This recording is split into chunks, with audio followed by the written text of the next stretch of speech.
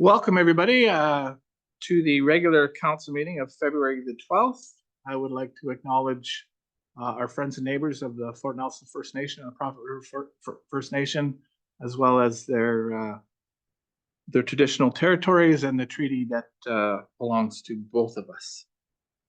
Please be advised that tonight's meeting is available to the public to attend virtually and is being streamed and recorded. Are there any council additions? Are there any staff additions? Yes, Mayor, just wanted to update council on the BC Hydro EV charging station. Okay, is that the old business or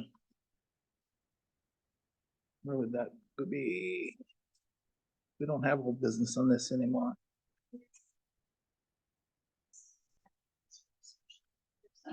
Business outstanding, okay, 12.2.1. EV charging stations. Thank you. Is there any other? No, Mayor. Okay. Is there any public that wishes to make comment on anything on tonight's agenda? Online? In the gallery? No? Thank you.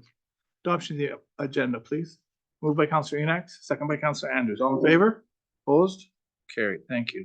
There are two sets of minutes there. The regional council meeting of January 22nd, 2024, and the committee of the whole from January 22nd, 2024 for adoption. Moved by Councillor Andrews for adoption, second by Councillor Enoch. Are there any errors or omissions?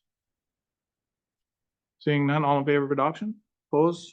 Those both carry and are adopted. Is there any business arising from those? Staff? Council, any questions, comments? No? Okay. Excuse me, there are two proclamations here.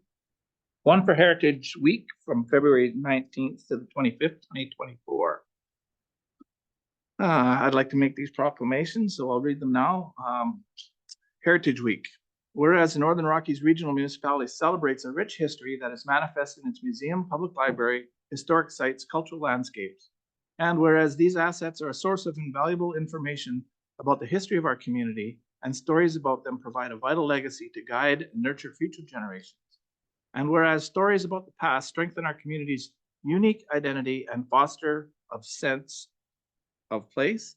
And whereas Heritage Week begins on National Heritage Day, the third Monday of February.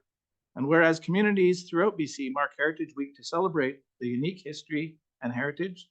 And whereas this year's theme is layer by layer, and you are invited to dig deeper into your community's past and explore the many layers and stories that your unique community holds. Take some time this week to learn something new about the many layers of the place you call home. And whereas the Northern Rockies Regional Municipality values and wishes to conserve its rich and diverse heritage resources, now, therefore, I, Rob Fraser, Mayor of the Northern Rockies Regional Municipality, do hereby proclaim the week of February 19th to the 25th, 2024 as Heritage Week in the Northern Rockies Regional Municipality.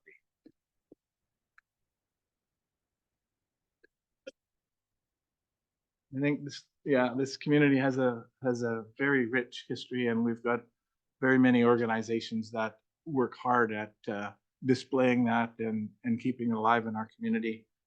I know this week I'm going to commit to go back and read Dr. Kenyon's book about the Liard because I think there's some rich information there, and it's when I read it really quickly. And I think I want to reread it again. So that's what I'm going to do for Heritage Week. So thank you very much. And who can I present this to?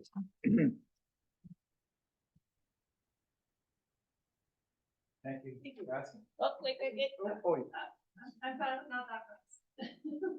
And I hope you will all come to Heritage Day Museum. We have open house on the 24th and 25th from 1 to 4 both days, and free admission and lots of stuff going on. Thank you. You all.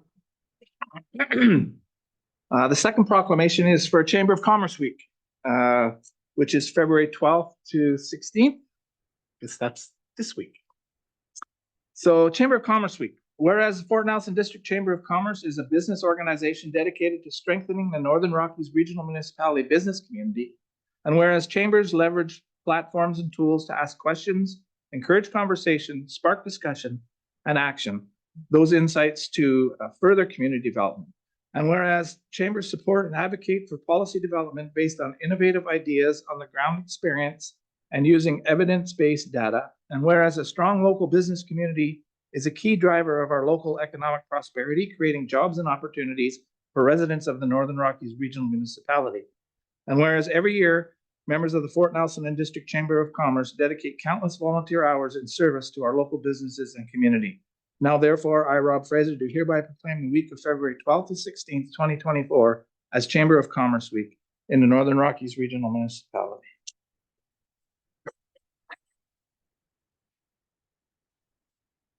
Yeah, thank you. I know you do an awful lot of work in our community and that's so here, so thank you very much. Congratulations on the week. I certainly appreciate council's support. We did. Thank you. You're welcome.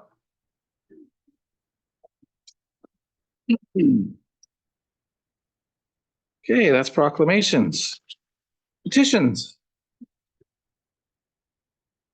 I am happy to oh, Councilor Alex, go ahead. I just need to call conflict. I work for the Tourism Event Society. Okay.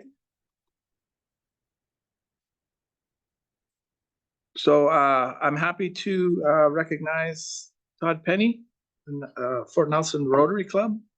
And is Michelle here as well? No? No. No, she couldn't make it.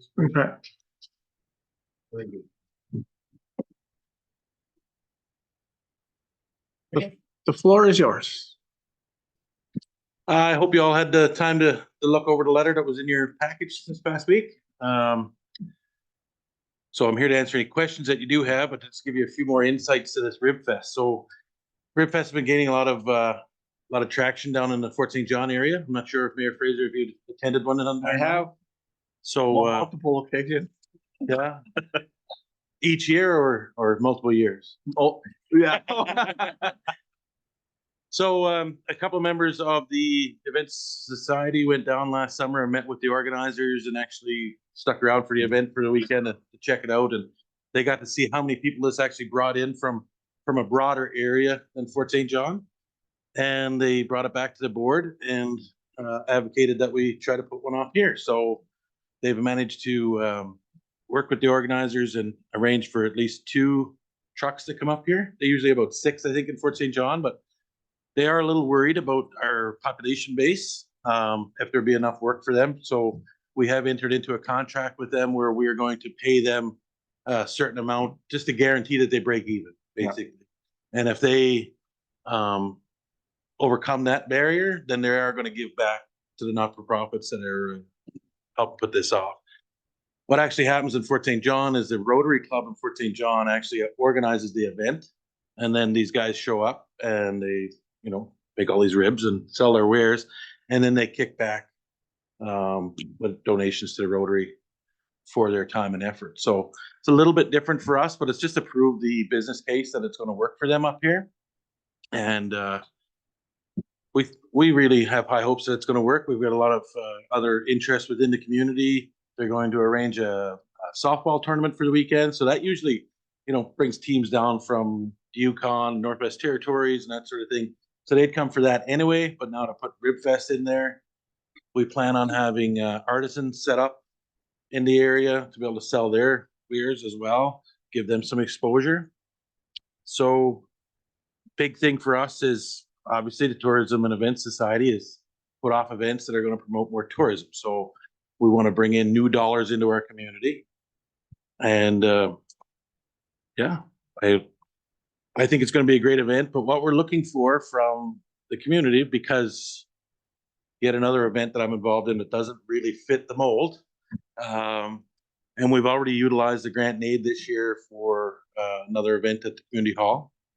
We're really hoping to get use of the Art Fraser Park. We'd like to get the showmobile over there so we can have the artists play their music over the weekend. We are going to have artists from outside of town.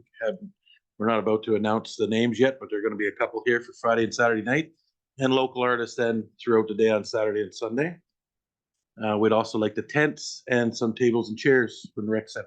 So we can give you a full list of exactly what it is. I think most of it's in here, but we get that. But basically we're looking for the community to partner with us along with Fort Nelson Rotary, along with the Event Tourism Society to put this event off. That's about all I have. Councilor Roper.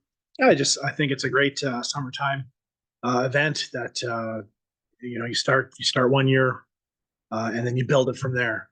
And I see there's partnerships here. There's opportunities for other businesses and certainly tourism. So I'd be happy. I think the request is reasonable, and I think that we can accommodate this at little cost of our own. So I'd be happy to support this.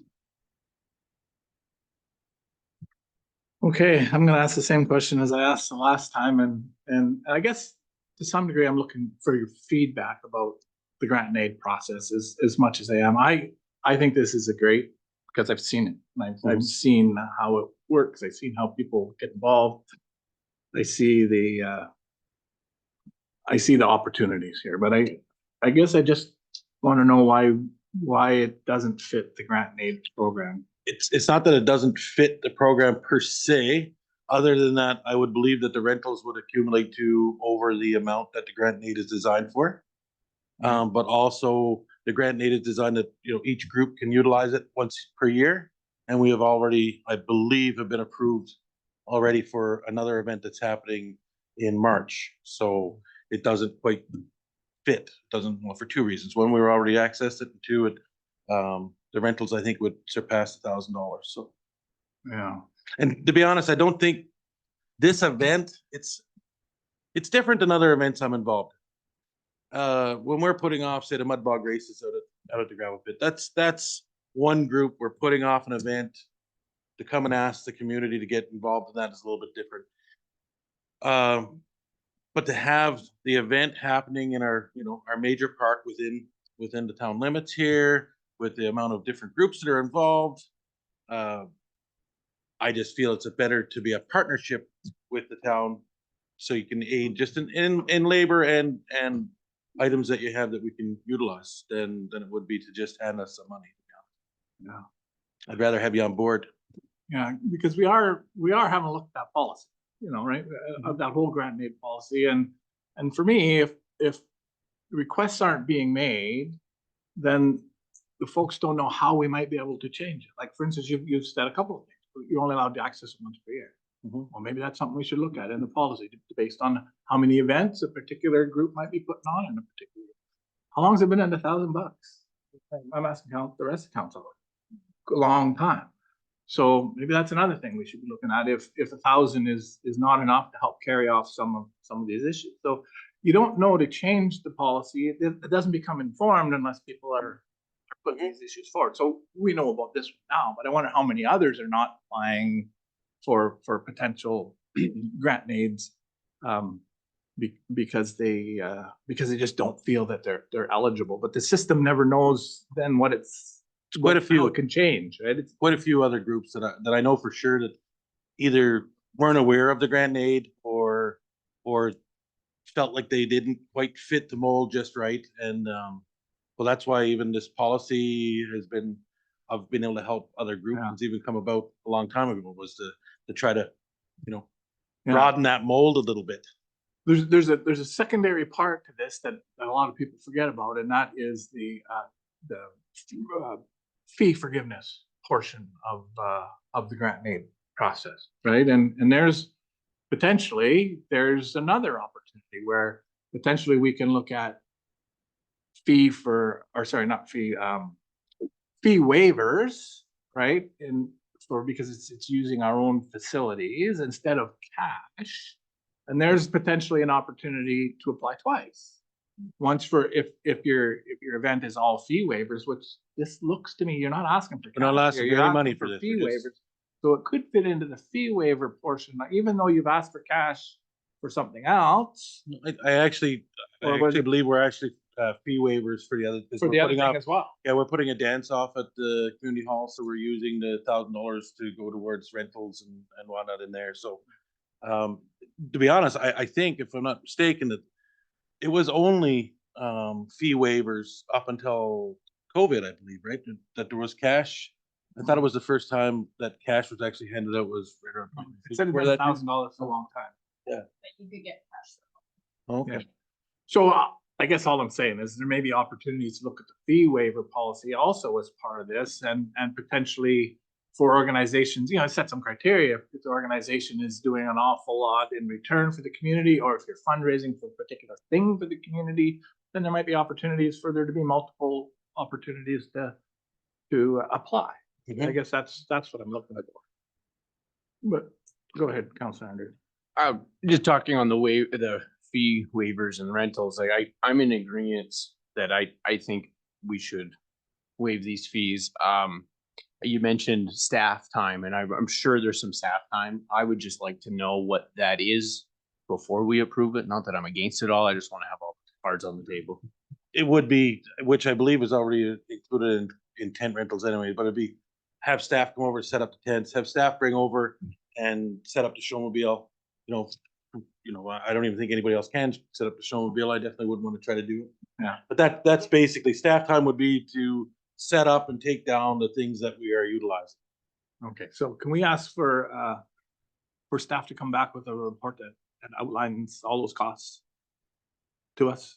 And then we'll have a good idea of what it is exactly that we're granting. Yeah, for sure. I mean, it's listed there, but there's no costs there because they don't know what the costs are, so. Yeah, I'd just like to further it to say, like, I see the broad reach this event potentially has, and to kind of isolate out the event society, because you've already taken the 1,000. I'm glad you guys came, because it's for the event society, but it's helping so much more potentially in our community. So I definitely look at trying to help it out for sure. That is our mandate. From the onset of the event society, the whole idea was to try to build tourism in this community, right? I mean, we started off with the festival, but the reason why we're not called the Northern Lights Festival Committee or Society is because we want to do multiple events, right? And so it's gaining traction now that we have a full-time member who gets paid less than probably a fast food restaurant employee, but it's doing great work for us. Well, and I see that you're partnered up with the Rotary as well, so like with this, so that's another group that does multiple events in a year that help out the community. So yeah, I think if we can defer this to the next meeting, if staff can come back to us with the full-blown costs as you see it, and then we'll be able to make an informed decision. Yep, we'll bring something back at the next meeting. I'd be glad to meet up with you too, just to hammer out exactly what it is we're looking for. Okay. Perfect. Appreciate your time. Thank you very much. And thanks for your comments with respect to the policy that we're trying to build.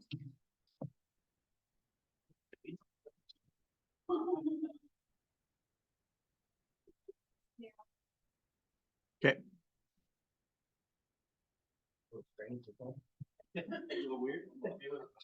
Well, you're not sticking around? You're welcome to.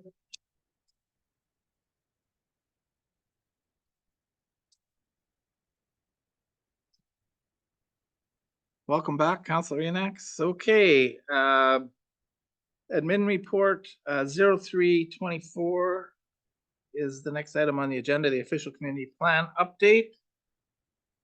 So Ms. Andikari is here to fill us in.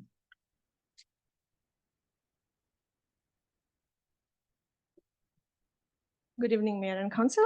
I'm pleased to present the official community plan update report, providing high-level information regarding the project progress. Today, we have the NRRM staff and the McElhenney team have collaboratively accomplished some of the milestones after project initiation, which included preliminary engagement, site visit, gap analysis of the existing OCP, development of the communication plan and engagement plan, and establishing the OCP advisory committee. The advisory committee contains altogether 12 members, 10 community members and 2 council members as appointed by council. And the first meeting with the advisory committee members is going to occur next week.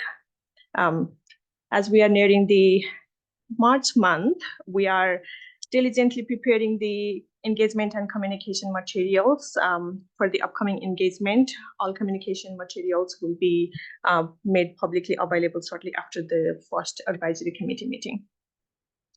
And we do plan to go through the gap analysis with the advisory committee at the later meeting with them.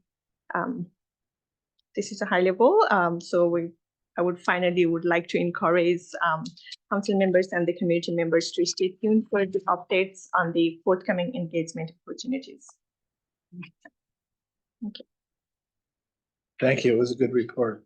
I never had the opportunity to read the entire gap analysis, but the bit that I did read, shows that there's some work to be done. So I'm certainly appreciative of the work that's ongoing. I see that, it will take an entire year to get this done, and yeah, I'm looking forward to the results. Anybody else? Comments or questions? No. Thank you very much for the update. We appreciate it. Thank you, Mayor. Yeah.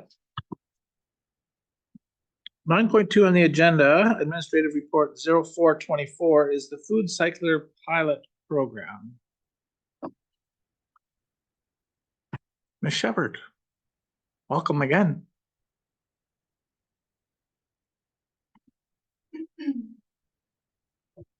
Good evening, Mayor and Council. So the report before you relays information about a opportunity to do a food cycler pilot program. As the report stated, the NRM was approached in December from the Food Cycle Science Corporation about an opportunity to take on a municipal pilot program, which would include using these units. And as Lisa brought one in before, it's at the back there for you to check out. Essentially, it's a countertop food dehydrator and mulcher. So this system is meant to help with the diversion of green waste and food waste. Staff was approached, and then we had a presentation. The next steps following that were a presentation to the Environmental Advisory Committee. Food Cycle Science sent a demo unit, which is there, which I was able to take home over Christmas break and was able to use that and thought it was really wonderful for being really easy to use. It didn't have any smells. I used it for a month, and the content was like maybe 1 liter of compostable product that can go right onto the garden or to the vermicompost. The Environmental Advisory Committee had recommended that a report go to council recommending council look into the pilot program. They also suggested reaching out to staff in other communities. So I was able to connect with a rep at District of Mackenzie who had lots of positive feedback to say about their municipal pilot project, which is just wrapping up there. So happy to answer any questions about this project. Thank you for the report. Any comments or questions? What does our appointee to the Environmental Action Committee think? Oh, Council, sorry, I missed it. Councilor Rope. Just a question about the budget. Are we, so we're going to be diverting funds in the amount of $15,000. Is that our contribution? Is that a net loss of $15,000 to the organization to put on the project, or am I reading that wrong? Thank you. Sorry. So it's a gross cost of, I think, was 40,000, and then, or 35,500, including the shipping.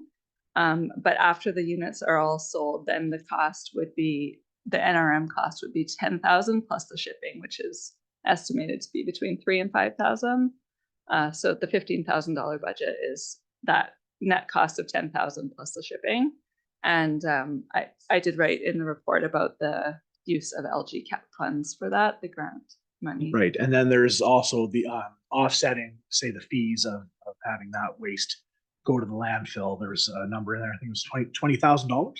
Is that the potential for this fee savings if these devices are utilized by the residences? Or could we look at saving $20,000? Is that? I think the idea is the significant diversion of food waste, which based on their studies for landfill costs and maintenance, I think that's where they come up with those numbers. So part of the study is that everybody who gets a unit and agrees to participate in this 12-week program, and then Food Cycle Science provides a report back on how much diversion occurred. Okay, great. Thank you. Bales? Councilor Gerwin? I don't have anything to add, but you asked what I thought. So yeah, I was part of the presentation by Food Science Corporation, and also I got to see the product that Hillary's household created over Christmas. I think that our discussion at the EAC centered around our quest to create more diversion opportunities, right? So that's what's shown in the report here, is that that's the best bang for our buck right now. Not everybody, there isn't one solution that's going to work for everybody, right? Like what works for me doesn't necessarily work for Hillary's household, on and on. So we saw this as an opportunity to provide at a very low cost for residents to try out these units, those that are interested. So it'd be reduced cost, and then they can go through that pilot project, and then we can get a lot of feedback from them, what worked, what didn't work. So just to expand the offerings that we have in the NRM, and there's no impact to the tax levy if we use the LG cap funds, which is, what those funds are to be used for. So the EAC saw it as a win-win, and really made the recommendation to come forth to council, and hope that council will support the project. So, go ahead, Councilor Anderson. Right, I was gonna make the recommendation if you wanted further. I just wanted to ask the question about, was it this report? In order to receive the funds, LCAP funds, do we have to put in a certain amount? Was there No. matching at all? Like, does No. the 15,000 apply to any matching that we have to do? No. So just to clarify, in terms of what you'll see during budget time, what you're essentially approving, a pre-approval for an expense is $40,000. But when you factor in the cost, or the revenues that we'll receive from selling the units, then it's that net approximately 15,000 if you include shipping and stuff, which LG cap will cover. So there's no other matching funds. Which was a grant. Which is was grant, grant. yeah. And as So it's, yeah. so it's tax, it's tax It's- neutral. Yeah, it's just, Yeah. it doesn't, as Councilor Grewing said, there's no impact to the net tax levy. Otherwise, the reason why we support it, bringing it forward at this point in time, given the timing on budget, is the fact that it doesn't impact the tax levy. And of course, it's a wonderful initiative for the community and the EAC. Sure. And we wanted to bring it forward as soon as possible, because sometimes the arm of government can be slow moving. And so we are kind of hoping that some of this can be before, wildlife season begins in the community. We might even have some data for next fall. So we're hoping that it will, Councilor Anderson. It sounds like it hits all the parameters that our EAC is looking for. It seems to be very cost effective. I'd like to recommend that staff work with Food Cycle Science to implement a pilot program for food waste cycling for up to 100 residents in the Northern Rockies Regional Municipality, and that 15,000 from the NRRM's Local Government Climate Action Program funding is allocated to support this program. Moved by Councilor Anderson, second by Councilor Enan. Is there any further discussion? I agree. I think it's a wonderful opportunity. Any further comments? Seeing none, all in favor? Opposed? That carries. Thank you. Oh, Ms. Shepherd, you're up again. So the next order of business is the Northern Rockies Environmental Action Challenge. 9.3. Hi again. So this report is in follow-up to the discussion had at the November 27th council meeting, where council reviewed the recommendation from the Environmental Advisory Committee to move forward with a environmental action challenge to divert waste and promote the Fort Nelson Vermicompost program. So council had the discussion, and we were committed to confirming that that contest with a budget of about 10,000 would be covered with LG cap dollars. And we did that research. We also completed a legal review and have moved forward with crafting a bit of a contest as relayed in the report. So just looking for council's formal approval to move forward. Thank you for that report. Are there any questions or comments?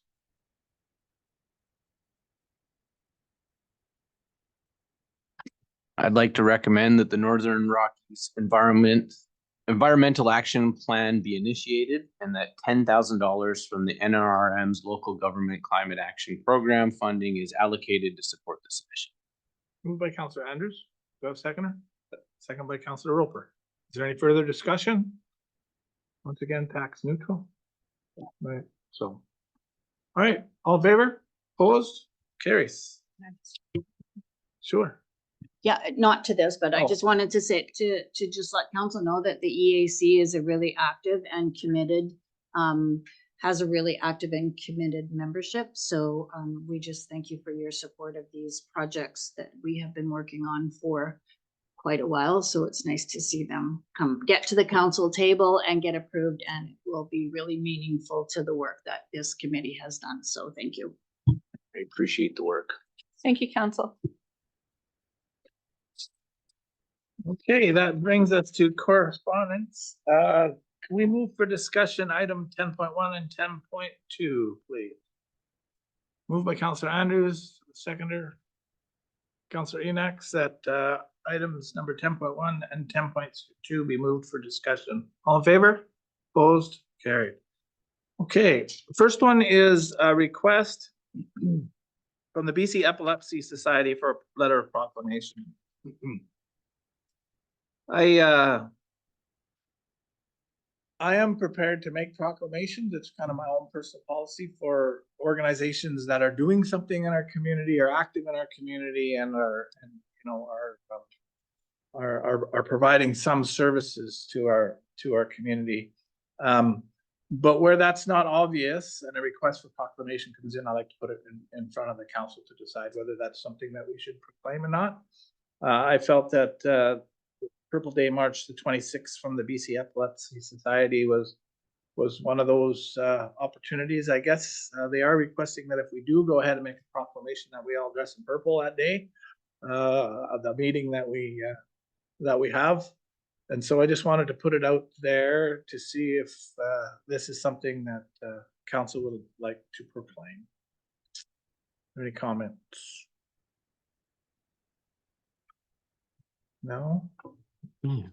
It's definitely a worthy cause. I happen to have purple. I wouldn't mind wearing it. I'd like to bring awareness to it, but I also don't want to just make a proclamation, have our meeting, and then have nothing else following it. So if there was some sort of information campaign, we could maybe post up on our Facebook page or something to help support it. Maybe they have something we could add to it.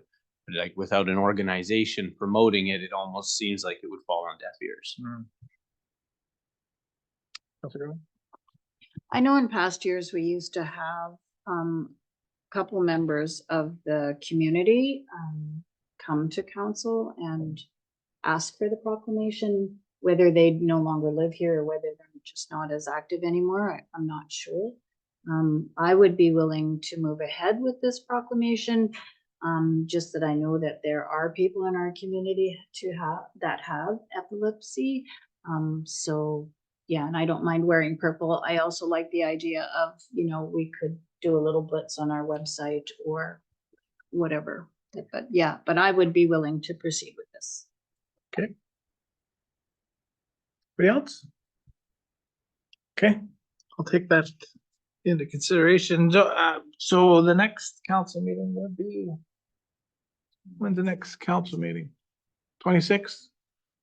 Okay, so if everybody would like to wear purple on the 26th, and we'll snap a photo on the 26th is when we'll declare it. March 26th. Yeah, I realize that, but I think they asked if the day that we make the proclamation that we wear purple while we're making the proclamation for a photo.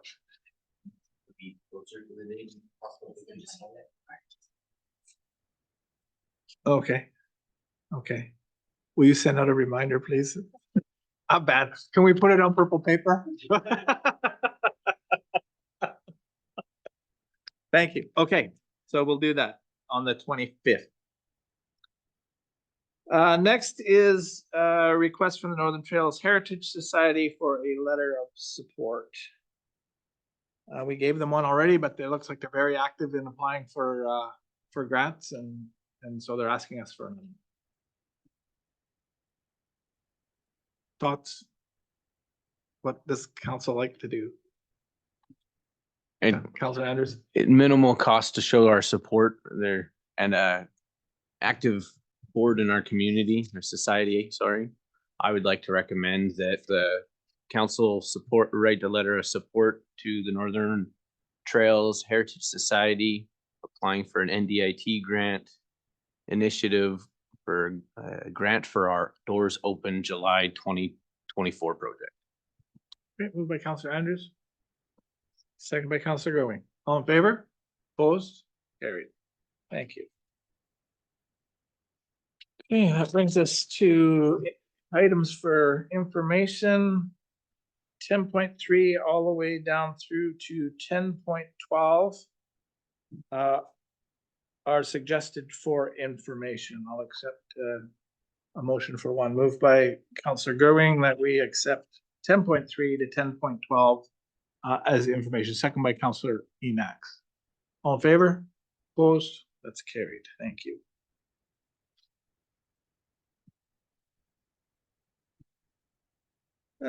New business. We have an email poll for ratification for the support for the Rural Transit Solutions Fund.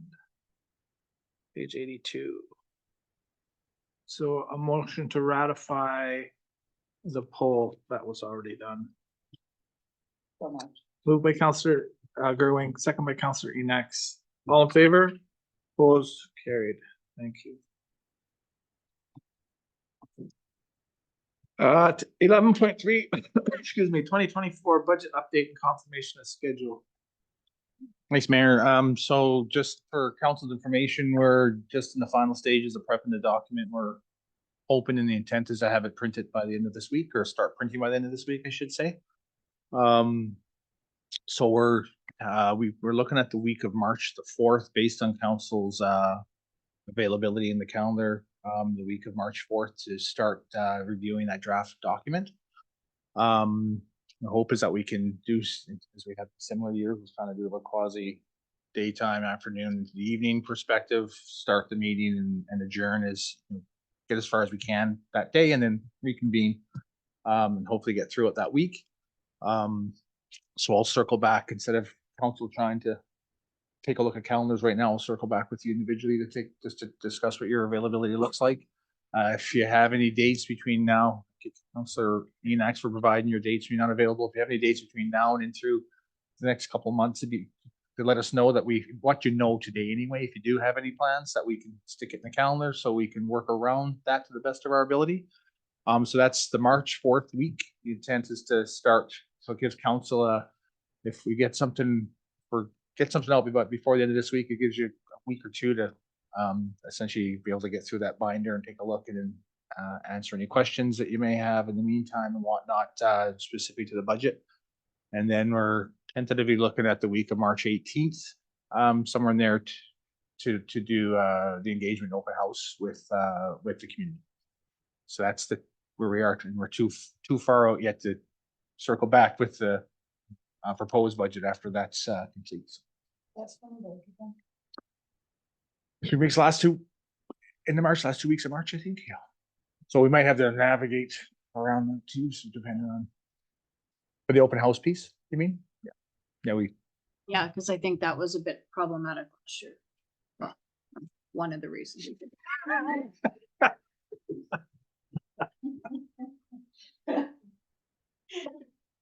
Okay, are there any questions for CAO Barry with respect to the budget plan? Okay, that's good. Thank you. I see I just quickly went to the calendar. The only thing that week is the community board meeting on the afternoon, the Thursday, the afternoon. So, yeah, good. Okay. Next item of business is the 2024 Emergency Preparedness Public Education Planning. Thanks, Mayor. I just wanted to briefly discuss with council some of the work we're doing in the background. There's been some questions in the community and questions from council regarding what's occurring, or questions regarding any plans and whatnot. And so opportunity to discuss it now if council has any questions, but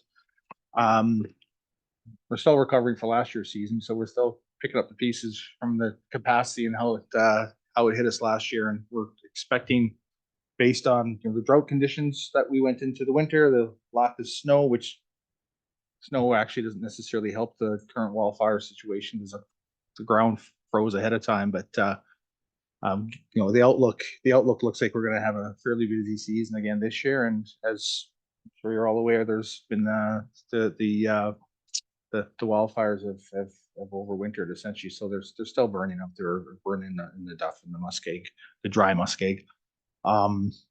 So we expect a potential busy season unless Mother Nature cooperates and the snow melts and we get some precipitation.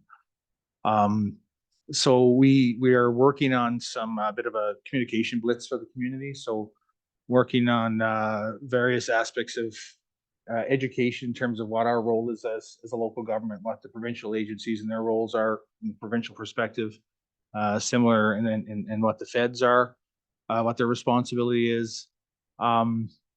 We're, as council's aware, working on internal processes or reviews regarding capacity and what we can do internally to move from an organizational perspective and help it with some capacity from the EMOC, the emergency operations side, and then the EOC, the emergency operations, when the EOC, or if and most likely when the EOC is activated this summer.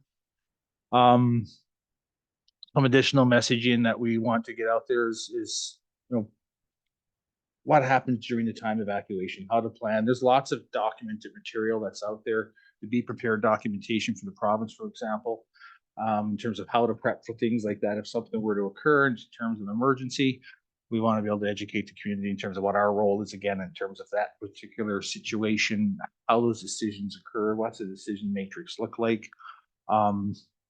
Also ensure that, you know, the community is aware that we have an emergency response plan and what that looks like and how it's utilized in those particular times, and how we coordinate activities with the province when in need. Additionally, I attended a meeting a couple of 3 weeks back. Council Roper brought it up at the last meeting that fireworks with Sonia Leverkus group had with some community members at the Woodlands Inn. There was lots of questions raised there. Some questions, many actually, that were raised that we don't have the answer for from an organizational perspective, because it's not our responsibility. Not to say not us, don't worry about it. It's someone else's issue. But frankly, when we start getting questions specifically around how wildfire is going to be actioned, how they're going to deal with certain things this summer, the fires that are currently burning, that's BC Wildfire. So we've actually, myself and Aaron actually had reached out to BC Wildfire. They've had quite the busy off season, picking up the pieces and trying to get some rest, just trying to recoup, I guess, and make plans for this year. And also they got so far behind last year during the wildfire season that a lot of the data took a while for them to get to prepare and to document, just because they were flat out right up until, well, the snow flew essentially. But we reached out to them, our local zone, the acting zone officer looks after the zone here, David Clark, and raised some questions regarding, you know, when to expect communication around what the plan is going into the season. When are they going to start to get the personnel up here at the local zone office, which the zone area at the airport is a seasonal setup, so it's not set up for winter operations from a running water perspective and whatnot. So we had that conversation last week with BC Wildfire. David's up actually this week, going to introduce. They're going to start the personnel are going to start rolling in into the community here over the coming weeks, introducing us to a recent hire from a fire technician perspective. The good news is both fire technician roles are going to be filled for this year. There's an opportunity, they think, to have the full-time zone officer position, which David's role, which is an acting position. He came into the community after Gator, so after Alan Silver retired last year. And then done a commendable job and worked well with us and worked with our team. So he's so there's some opportunities for that position to be permanently filled locally. And then in terms of the resources they had here last year, the boots in the ground firefighters was 100% recall. So meaning that they're all returning. So they had some experience and exposure last year, and Obviously, there's always continued training, but not bringing someone brand new into the community. So we're gonna have further conversations this week with David when he's here. And then I also asked during the meeting last week if he would meet with council to answer any questions you might have. And instead of me relaying all the information, it's good to come right from the agency that's responsible for the activities and outline what the plan is, what to potentially expect this year, what the resourcing looks like, and answer any questions you might have.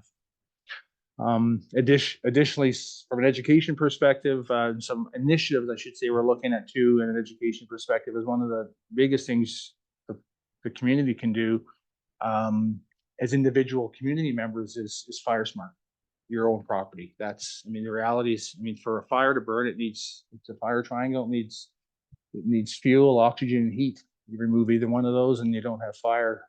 So one of the things fire smarting your property does. You have control over what your combustibles are on your property and what distance to keep combustibles away to the best of your ability and property layout from your residents and whatnot. Because when a wildfire hits a community, it turns into, in terms of interface fire and structure fires. And the key pieces to, for individuals, what you can do to help mitigate that if it were to occur is to fire smart. And there's lots of documentation that we're going to continue to share and educate the community, because that's really the biggest bang for the buck. There's lots of discussions around why isn't there a fire berm or a fire guard around the community, for example.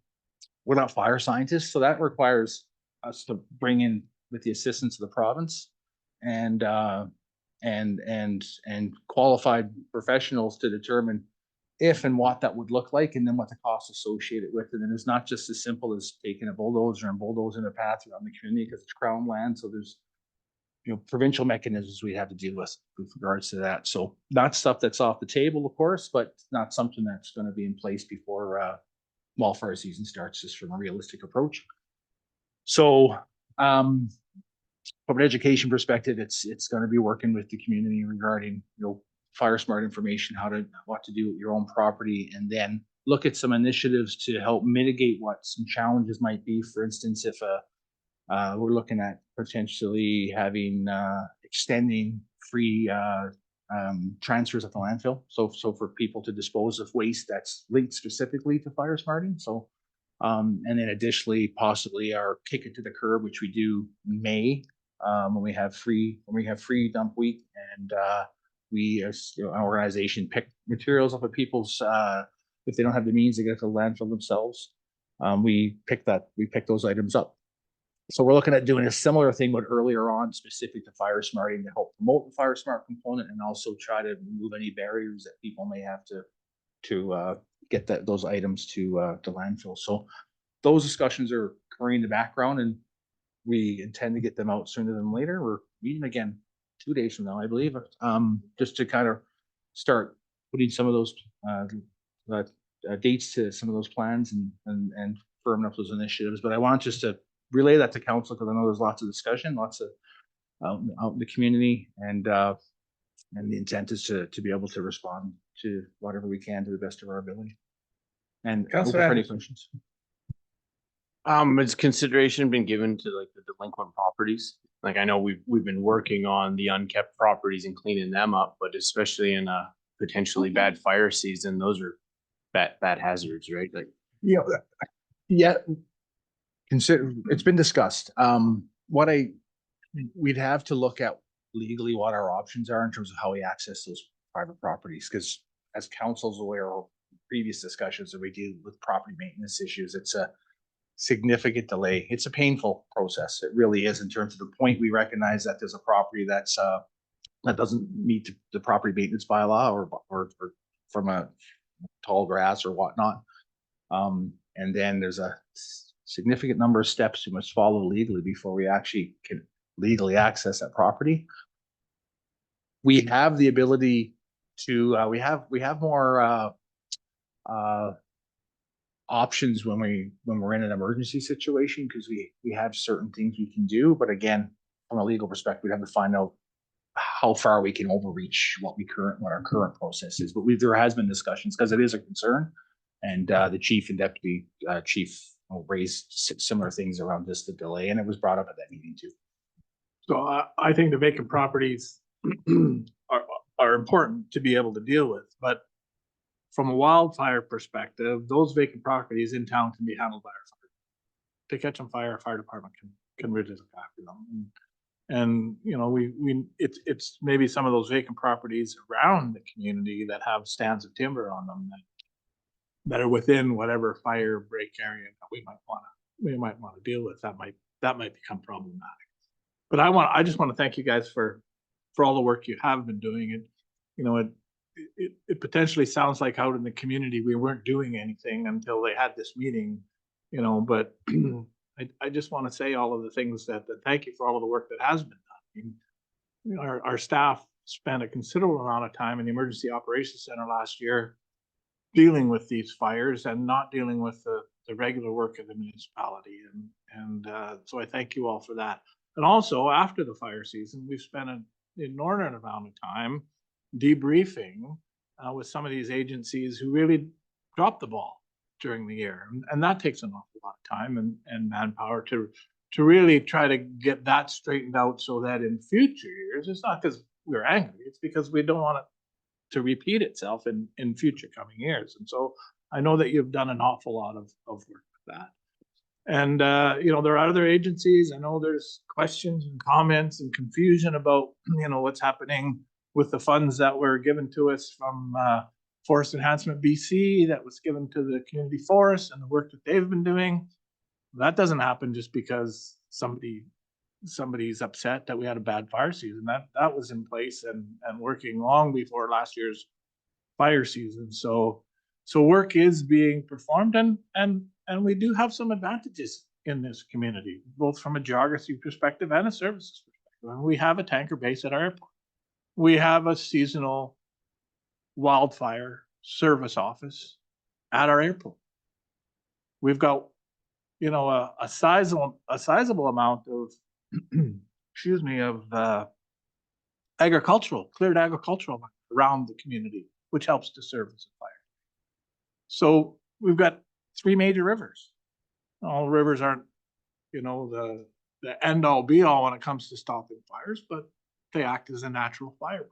And so if you start taking all of these things into consideration, you know, there's an awful lot going on behind the scenes and just naturally in a community that will help us. Does it mean that we're absolutely safe? Absolutely not. Right? I mean, lightning could strike up behind the Angus, you know, God forbid, and you could have a heck of a fire because there's an awful lot of timber up there. So I said the Angus, I meant the Carlson. Well, actually both. There's quite a bit of timber in that area. But when you start thinking about doing a wildfire break around the community in those areas, there's going to be people who like those trees. And so there needs to be a public process. I think what's happening right now is, you know, is work that's being done out at 301 by the community forest with the funds from the Forest Enhancement BC, which just really adds on to that whole potential fire break with the agricultural land around the new highway. Right? Essentially, it takes you from Parker Lake right to the 301 ball diamonds. And if we get all of that work done that they want to do, it'll take us right to the dump. And that's where the wildfire experts have told us we're most likely to see a fire sweep into the community is from that direction because of the wind. And right, and so there is an awful lot of work that's happening that not everybody is aware of. And so I think communication of all of that is going to be a big, you know, hopefully will help to allay some of the fears that some of the people have that it's going to be a wild year. And doesn't mean people shouldn't be taking precautions, but there are things going on in our community. So I just wanted to start by thanking you guys for all the work you're doing. Okay, anything else? Any other questions, comments? Thank you. Okay, standing items for discussion. Are there any councillor reports? Councillor Enox. I might repeat this. I don't know if I said it at the last meeting. I attended the Northeast Wildlife showing transmission. It was put on in conjunction with the Wild Sheep Society of British Columbia. And if anybody has not watched that video, you can find it on YouTube. It is a great documentary. I knew about the disease that the domestic sheep carried, and were transferring to the wild, but I didn't know the extent of it until I seen that show. So look it up, Transmission. It's right on YouTube. February 3rd, we had I attended the hand games tournament out at Shallow. It was a fundraiser for our Torville family. Over $5,000 was raised for the family. Thanks to Ryan and the rest of the Dickey family, as well as all the volunteers. It was a great time. And I'd like to congratulate Buddy Streeper. Him and Lena and the family are just on their way back home from the Yellowstone Special, and he tied first place. So he'll be home for a bit, then he's heading up to Anchorage. The 25th of February, the doors open at the Phoenix Theater at 1 o'clock. The race starts at 2, and you're all welcome to join our cheer watch party. And fingers crossed that the Streepers make history. That's it. Thank you. Are there any others? Councilor Growing, please. On January 24th, I attended the BC Rural Health Network board meeting. It was my first one, so I'm looking forward to being more actively involved in that provincial group. And February 1st, I attended the BC Rural Health Network implementation meeting, which I have been going to for the past year. Diana Penny created 2 maps indicating where the CT scanners are located throughout the province. I think we're going to put them up on the screen so that you can see them. One highlights the Northern Health region and the other is province-wide. And the maps clearly indicate the uneven distribution of CT scanner services.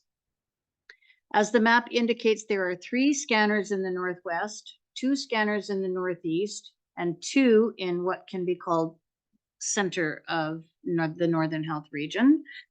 And with permission, I shared the CT scanner maps with the BC Rural Health Network, who bumped them up to the office of Jennifer Rice, who's our parliamentary secretary for rural health. And hopefully this will spur a response from her office for our meeting request. So just as an overview, there's 35 CT scanners throughout the province. 7 are located in Northern Health. Fraser Health has 11. Interior Health has 9. Vancouver Coastal has 7 and Vancouver Island has 8. So I don't know if you can see it as well on there, but like it's, yeah, I mean, it's pretty telling when you see the map. So yeah, so I wanted to share that with you. We have copies of them. So if you're interested in, I can email you. I have both the Northern Health one and then the province wide. So just let me know. Pardon? Oh, great. Okay, thank you. February the 5th, I attended a strategic planning workshop for lamplighters. They're getting to be very busy they got a grant for that executive director position, and it's just made a huge difference. Yeah, so they're getting really, really busy. It's nice to see so many people involved. February 6th, I went to the Grace Manor board meeting.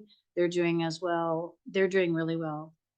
February 6th and the 12th, I participated in the NCLGA executive director interviews. So there will be a new executive director of the NCLGA forthcoming. And February 7th, I attended the community roundtable meeting. Thanks. Thank you. Are there any others? Okay, I have 2 meetings to report on of note. I suppose one was a meeting and one was a telephone call. So I was able to contact on February the 6th, Mayor Corbett Labatt, to talk to her about the specific CT scanner that they have in a trailer. She is the mayor of Port Hardy. So that CT scanner is in a portable, customized trailer built specifically for it. She says it's a wonderful unit. It came to them as part of a $30 million health upgrade that the North Island received from the Ministry of Health. It was after a 2-day symposium that they had put on in Port Hardy where they brought health professionals from around the North Island, and I think probably from Victoria as well, because it's close. She didn't tell me that, but it makes sense that they would do that. And they came up with a list of needs that they had, and their MLA was able to present them directly to the Minister of Health, and they got $30 million. I want to say it. No, you don't. I think it's partisan politics at its worst. Do you think? Yeah. So it's good for them that they were able to that they were get it. They needed it as well. Now the CT scanner came in a little higher than they thought it was going to. Mayor Corbett Labatt was not sure, just that she'd heard that it came in higher to put it in there. They share it with Victoria. So they get it for 6 weeks, Victoria gets it for 6 weeks. And as you see by the map, there's already a whole bunch on the island. And so I said, well, what happens when it's not in your community? Then if there's an emergency requirement, then they transport them to Courtney, which I think is 3 hours. So they're a little closer than we are with respect to the CT services that they needed. She said she could not remember the numbers of requests for CT scanning, so referrals. But she does recall that they did some kind of a study where they had the numbers of people who didn't go when they were referred. That's important, right? It's kind of an important number, and she seems to think that had an impact as well. The numbers of people who didn't go that were referred, because likely you can refer, and that's the cost involved with going to Courtney to 3 hours away and spending the night and getting that. So yeah, she said it works really well. A part of that increased cost is that you can't just put it in a parking. It has to be on a pad that's been made for it, specific for it. And of course, then that pad then has to be provided with the electrical services and on and on. So it's not just a unit that easily transports back and forth, but it is transport. So I thanked her. I thought that was all very, very good information. And yeah, it became pretty obvious to me that there was some partisan politics involved with respect to being able to get something for your community. But we'll continue to work on that, I suppose. Then February the 7th, I sat with the Rotary.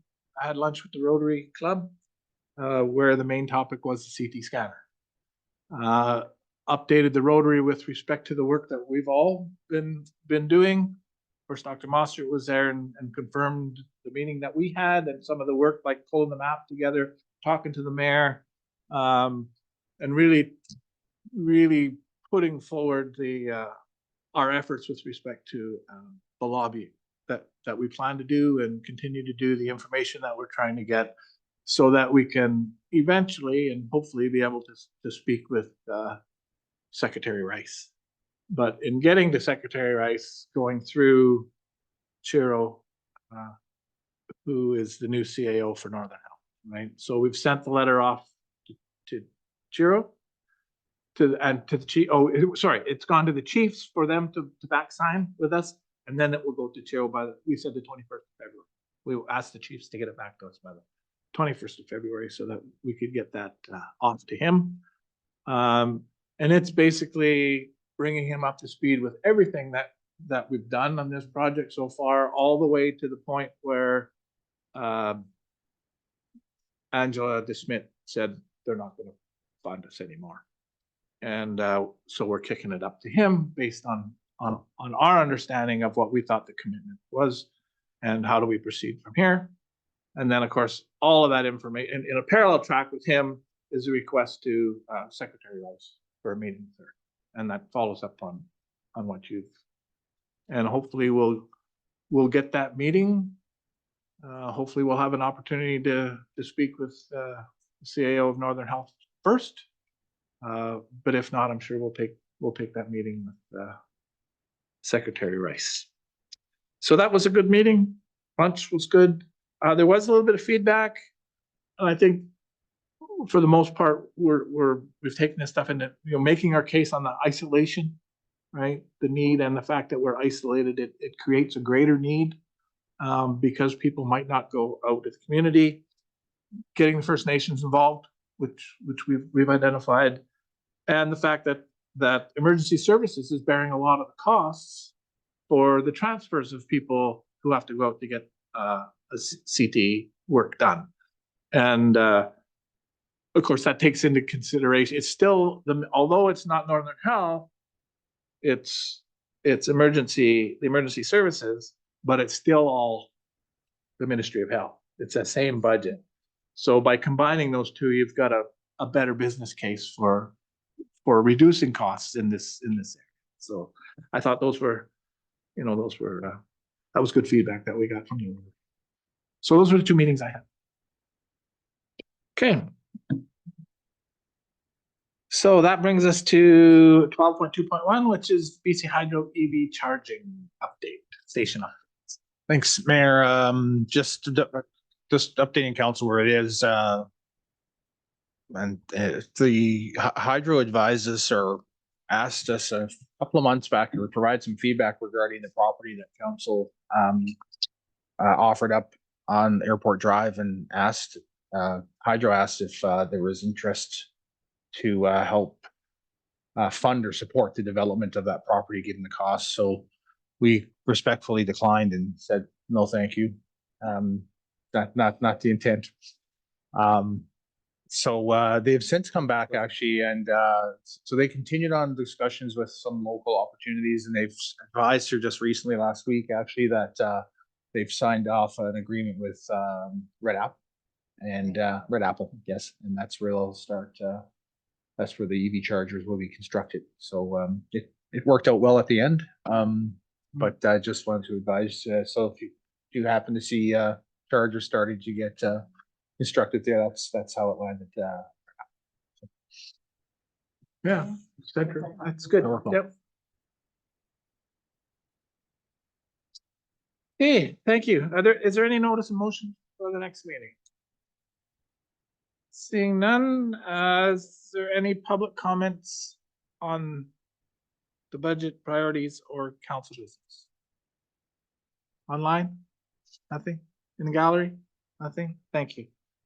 So I'll ask that we move to a closed meeting pursuant to section 91C, the community charter about labor relations, as well as 91F regarding legal matters. Legal matters? RCMP matters. Law enforcement, thank you. Moved by Councilor Enoch, second by Councilor Andrews, all in favor? Opposed, carried. Okay, we'll take 5-minute break and then we'll